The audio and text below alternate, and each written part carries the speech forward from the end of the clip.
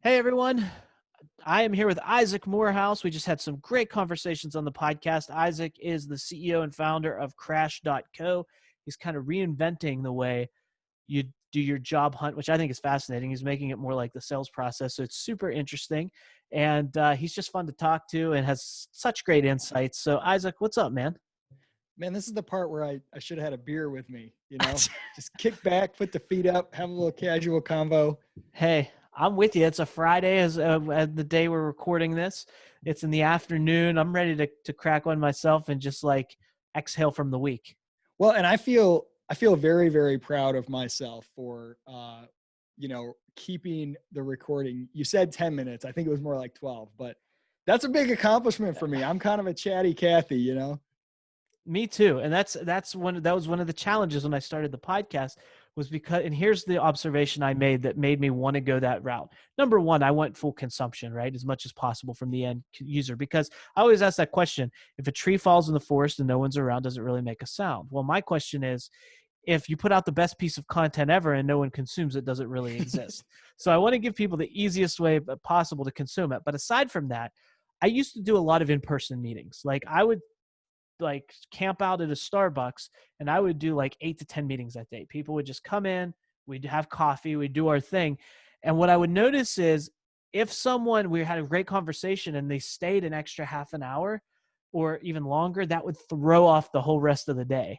Yeah. And it's like, it got to the point where it was like, I need to schedule the meetings for way less time than I think I need.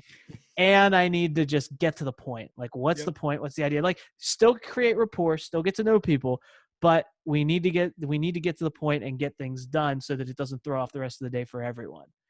I wonder if this method that you use with your podcast, where you book people that do kind of the interview, which it's like formal in some sense. Mhm. And then you're like, hey, stick around. Let's just do a chat afterwards. And you get a lot of interesting content that you wouldn't get there. I wonder if job interviews could do something similar. I mean, I know sometimes it happens where you do your interview and then maybe when the interview's done, if you hit it off with the person, you still end up chatting for a while. But like, I almost like the idea of, okay, let's do the interview. But then after that, let's just talk. And like something about changing mental modes from we're just chatting with each other, you know, from we have something we're specifically trying to accomplish to, hey, we're just chatting and getting to know each other. Sometimes that's where you get, the most value. But it'd be tricky because then everybody would, you'd start to game it, right? Right. I like the idea because I think about, and like you said, you start to game it, but to take that away, think about the stories. And I've heard a couple of these before where people will go to an interview, they'll do the interview, and then they'll like go to the bar afterwards and have a beer and order an appetizer or whatever. And then the person who interviewed them happens to come in and sit next to them. And then they have a drink together and they Yeah. start to just talk and they're off the clock. And then more often than not, that person stands out in that person's mind. And the chances of them, as long as they don't say anything too outrageous, the chances of them getting the job are probably much greater. Well, and that's the thing with job interviews are it's about getting to know what it would actually be like to work with someone. And it's two-way, right? You want to know as an employee, as a potential employee, you want to come with questions to ask them. You want to gauge the interview and be like, is this, would I actually enjoy working here, working with these people? Which is why probably my favorite interview experience I ever had was like incredibly inefficient, but it was amazing. The company I ended up getting hired by, this nonprofit organization, one of my earliest jobs. I drove out to their headquarters, which was several hours away from where I lived. And it was an all day thing. I interviewed with like 7 people in a day. And it was very interesting because the first interview was kind of like soft, whatever, just generic. And then the next like 2 were really intense, kind of like grilling sessions. And then I went to lunch with one guy and that was like, hey, let's just go grab a bite to eat. And it wasn't called an interview or anything. And he was like, how was the interview? Oh yeah, so-and-so is a hard ass. Oh yeah, blah, blah, blah. Oh, I remember when I did my interview process. And we were just like talking like buddies. And then I had, a tour of the building, and then I had another interview, and then I had like a final one or whatever. And after, when they offered me the job, they were like, what really put us over the edge was the lunch you had with Justin. He came back from that and said, I think this guy's the real deal. I like him. And that was the one part of the day where I was not on, where I was just chill, letting my guard down, even making jokes about some of the other interviews where I felt I biffed on things or whatever. And I thought that was such a unique approach that they had to like put you in the grill you a little bit, but then give you a break, play the good cop, bad cop, right? And like, because they, not because they're trying to catch you, but because they want to know what you're actually like, so that like, not only do they need to know you have the skills, they need to know that your personality is a fit with the team and with the culture, and that they would enjoy working with you. It's, I mean, you see this on sports teams. It's like, it's not enough to just go get a guy who's really good. He could destroy the team and everyone could hate playing with him. You got to get a guy that's good and that people like and get along with. And so getting to that through the kind of casual side can be fun. Yeah, I agree 110%. And I think it's really getting to know someone for who they are and really allowing someone to be themselves, because I think that's when the best stuff comes out. That's when the deepest connections made. That's when the opportunity, the ideas, and the creativity flow the most, is when you get to show up and be yourself, because you're not focused on anything other than what you're focused on in that moment, what the task is at Yeah. hand, or what the conversation is. Or, if you're trying to put on a mask and be someone else, then you're more focused on that than you are about what you're actually talking about. And I think, Yeah. yeah, go ahead. No, continue. I was gonna say, I think when I do a lot of podcast interviews, people show up and they do a really good job and they share a lot of value. But during the actual interview, just knowing that record button's hit and knowing that this is a quote unquote show, they want to show up as someone who's on a show, Yeah. not as who they really are. Whereas if you can just show up and be you, it's going to come across much different, I think. Yeah. The thing you said about just being yourself. So one of the things we talked about in the interview is, sort of what we, the approach to job hunting that we focus on at Crash, sending these pitches, treating it like a sales process. A lot of people kind of can misunderstand or can feel stress about the job hunt and think that the goal is to trick people into thinking that you are perfect, or trick them into thinking you're something that you're not. Or, a lot of people think of marketing and sales that way in general. Like, well, I got to try to get them to believe something. And I always tell people, like, the goal is to let them see who you really are, because most people dramatically underestimate how much value they bring to the marketplace. And they underestimate, or they overestimate, how easy it is for other people to see that value. So I'll just give you an example. I was talking with a guy who was in law enforcement for like 23 years. And he said, I'm retiring from that and I want to start a brand new career. I'm willing to start at the bottom. I want to go work at a startup. And like, I don't know, I was thinking of working in like customer success or something where I deal with people. And he's like, you know, I can't lie and say I have experience in customer success. And like, he's trying to think, how do I like position things to like fake them out? He's like, but if I send them a resume that says 23 years in law enforcement, they'll be like, no, he's not our guy. And I said, hold on a second. Tell me about what you did as a police officer. He's like, what are you really good at? He said, well, I had to be really good at concise, clear, written and verbal communication, because I had to often write these case reports and I had to be willing to defend them in a court of law. So they had to be accurate, they had to be concise and clear.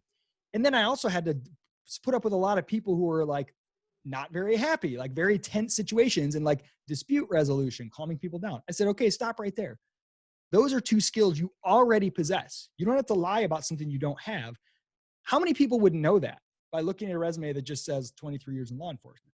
They wouldn't know what you're actually good at. So put together a pitch where you can say, hey, you know what? One of the things I had to do was do this, and here's an example of one of the things I had to write and back up, and I got really good at that kind of writing. I want to bring that to your role. Hey, I was amazing at dealing with angry people and calming them down. Here's why. And create a narrative arc.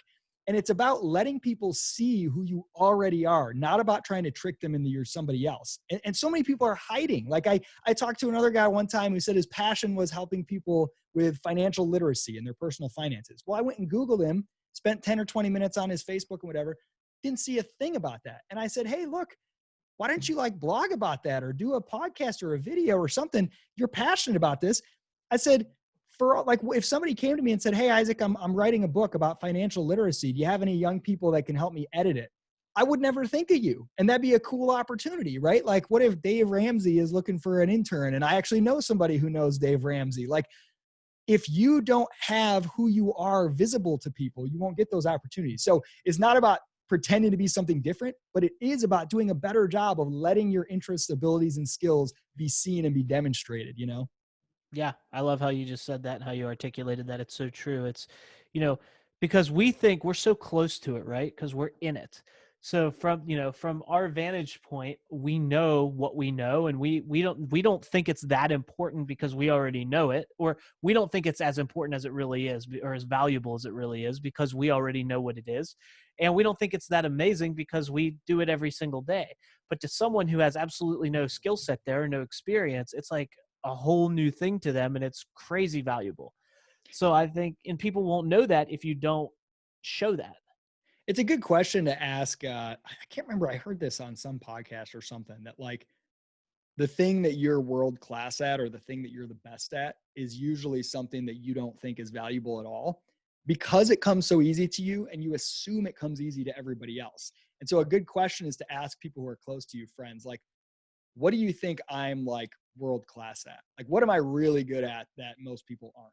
And they'll tell you some things that will surprise you sometimes. Like, I've learned over the years that skills that I didn't even think of as skills, I just thought they were like personality traits or feelings I had, I didn't think that were that valuable, are like, for example, I don't get nervous or scared at all to get up in front of a crowd of any size, even spur of the moment. If someone's like, "Hey, Isaac, get up here," I don't think I'm going to do a great job necessarily, but I don't feel stress over it. Now, I just thought that was a personality quirk. Well, it turns out that's like a very valuable trait that I have that makes me valuable in a lot of different contexts. Or the fact that I'm not a perfectionist and that my inbox is always at 0 and I'm not afraid to ship a blog post every day. Those to me are like, yeah, it's a personality trait. And sometimes it's a negative because, like, I throw away things too quickly or I ship things with typos.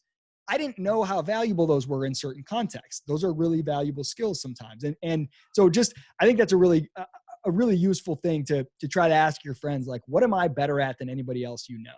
You know? Yeah, absolutely. That's a great point. And, people who aren't necessarily in it like you are, because I always think of that test where if you take a book and you open it up and you put the page right up against your nose, it's really hard to read. But if you put it like an arm's length away, now you can see it and actually read it. And that's kind of like what our lives are like, because we're in the middle of it. We're so close to it. And, I talk to copywriters some that I have on my team, and I just have a lot of copywriters that I know. And it's funny because I'll talk to one and I'll say, like, this is what I want people to understand, and I don't know how to say it. And he'll like spit it out like that, and it sounds brilliant. And I'm like, why couldn't I think of that? And he'll come back and he goes, I can't do this for myself either. I can listen to other people and give them brilliant copy, but I can't do it for myself because I'm just so in it and so there. Like, so copywriters, for the most part, like, there may be some that can copyright for themselves, but the ones that I associate with actually have other copywriters that do their copy while they do copy for other people. It's incredible. When we were first getting Crash off the ground last year, we were at this like startup accelerator thing, and it's something really funny. People were supposed to get up on like the first week and give like a 1 sentence description of what your company does. And every founder just had a hell of a difficult time saying, here's what my company does in 1 sentence. But all the other people there, they could usually describe everyone else's company very easily in 1 sentence, right? Like, it's so interesting, even though I've built the company, because I think of it as not only what it is today, not only what some customers think it is, what I can envision it being in the future, all the different things it's going to do, and where it came from. Well, it came from all these like theoretical insights that I put into blah, blah, blah, and it's this big, huge thing. And it's like, well, that's not how an outsider sees it. They're like, oh, I can make video pitches and send them to people to get a job. Where I see it as like, it's the process of replacing a third-party trusted credential with your own signal on the job market and owning your relationship to work and all this kind of crazy stuff, So yeah, it is a great thing to get some outside Meanwhile, perspective. your user's like, I just want to get a job. Yeah, it's like the show Silicon Valley where he's like, hey, after like a 4-hour session with users, they finally know how to use the product. Yeah. It's like, you got to keep it really simple. And it goes the same for yourself. Like, if you can boil yourself down into a bio line or a tag line, Mm-hmm. you might need to ask somebody else external to yourself to help. Yeah, and I'll just, I'll close with this, but yeah, what you just said, when I had, I remember it was probably about a year ago, year and a half ago, I was at a place where just what you said, I knew exactly what we did, I knew how to do it, but I couldn't communicate it or articulate it, and I noticed that perception was off. I noticed that people saw our company as one thing when I really wanted to be known for another thing, because that's what we really did. And I just couldn't fit. And I talked to brand strategists and I talked to people, and nobody could really guide me. And then I met one person and that was his thing and his shtick. And I actually just got off the phone with him before I got on to record these with you. His name's Rich Keller, and he's a brilliant brand guy. And his whole thing is taking your brand and boiling it down into one word. If you can express your brand in one word and then build that one word value, build everything else around that, and have your products, your activities, all of those things tied into that one value, then it's going to become infinitely more powerful. And I'll tell you what, working with him over the last year and a half has changed my business and my perspective more so than anything else. And this call right now that we're doing, this video that we're creating, is part of that product of knowing what my actual brand value is and building on that. So I think what What's your you one just said, word? my one word is conversationalist, I love because it. at heart, that's what I am. That's what I do. And my whole brand is boiled down into conversations that convert, because there's so many different things you can do with conversations. But what my zone of genius and what I'm really good at is taking a conversation and guiding it to some form of a conversion, some form of a decision. And that doesn't mean that everyone becomes a client or everyone goes and does what I want them to do, or because I influence, but I don't force. I don't Yeah. force people to do things. I don't give them, but I make sure that they're in a position to make the decision and actually make it. So that's the conversion. So a lot of people, conversion's different, right? It might be getting business. It might be, selling an idea. It might be getting an opportunity, a speaking gig. It might be getting a referral to speak to someone else. So how do you take a conversation, create a connection, a relationship that leads to a conversion? So that's my thing. And, many people thought it was podcasting, and that's what I thought it was. But I realized that podcasting is just a platform and a tool that Mm. allows me to have conversations that lead to more conversions. Yeah. And I love that, because if the tool was taken away, you would still be a conversationalist. You would find another medium. You would Yep. find another tool. And I think that's really key. Yeah, that's a Yeah. great question. One word is really tough. I And guess, yeah, go ahead. that whole thing led to a whole other branch of my company, which is just launching, which is publishing. So like, how do you take publishing and turn it into a conversational component? How do you write and create a product that's not only that book, but is conversational, that leads to a book, but also leads other people into it and creates a whole marketing strategy around conversations, that it's a platform that facilitates conversations that convert. Getting that one word is so fun, So, because it allows you to yeah. have a narrative arc that connects all the disparate parts Mhm. of your life. Like for me, it's freedom. That's what drives me. And freedom was why I started Praxis. People didn't feel free to not go to college. They felt like they had to. They felt chained to that decision. I wanted to free them from that. With Crash, it's like the freedom to find work on your own terms, to discover and do what makes you come alive, and not feel like you're beholden to some bureaucratic process. And like, that's just what drives me. And I love the challenge of boiling it down. So, hey Yep. man, this was a lot It, of fun. super that clarity is so important, and it's usually the hardest thing in anything, in any business venture, Well, is because you got to getting let that some things clarity. die, right? Yep. You got to let some things that you like. Well, I also like this and this and this. And it's like, in order to focus and win, you got to remove a few things and really Yep. focus on the part that matters. And I that's love a difficult I process. love the saying, and I've said it before, and I'll say it again, is the man who chases two rabbits catches none. Yep. That's what Yep. kind of what it comes down to. But Isaac, Yeah. thank you so much for being here. Not only doing this, because this was super fun, but doing the podcast as well. I can't wait for those episodes. If they're not live yet at the time that you're watching this, get ready, because they're coming soon, and it's great content. Again, crash.co is where you can find more about Isaac. This has been a blast, and let's do it again soon, man. Sounds great.